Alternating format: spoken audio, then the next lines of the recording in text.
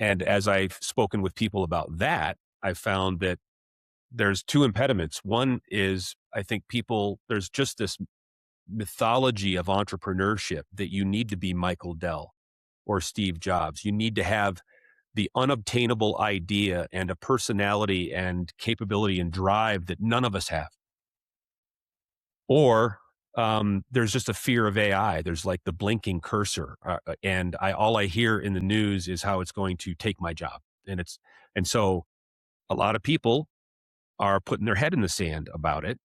And I thought, geez, another thing we might be able to do, leveraging my experience with TRS, is help everybody from 18 to 80, wherever you are, realize that actually I'm not special. I was trying to figure out my own retirement. And I got curious sitting at this computer, looking at this monitor about, could this thing build it for me? Build a tool that helps me. And so we built a course around helping people learn how to do that. So yeah, it's been a fascinating journey for, 60 days or whatever into retirement. And it's just, I think it's been awesome, to be honest. And I think I want to kind of wrap on that, wrap with the W, on that point, kind of pulling it all together. This is about TRS, which I would subtitle, answering the existential question, comma, mostly, because it really does. These are existential questions, and it really helps to get there. Doesn't answer all of them, right? Are we alone? What's the real meaning of life? It's not going to do that, not yet.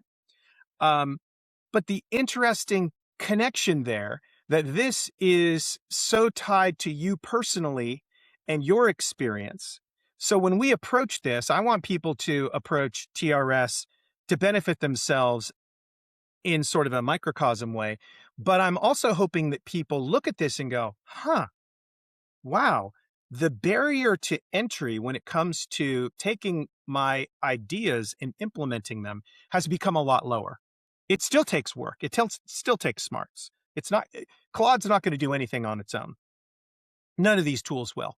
But the point is, in addition to taking advantage of what you are building, people should be thinking this also from the perspective of, well, what do they care about? What do they know about? What can they build? Because when that happens, from I don't consider myself an entrepreneur. I consider myself a hustler. Entrepreneur is a higher standard, I think, than what hustling entails. It's worked out for me. But the point is, everyone is going to need or have a desire for some sort of hustle. It doesn't necessarily need to be financially driven, to the point of what we've just been talking about. So I really appreciate you joining me to have this conversation.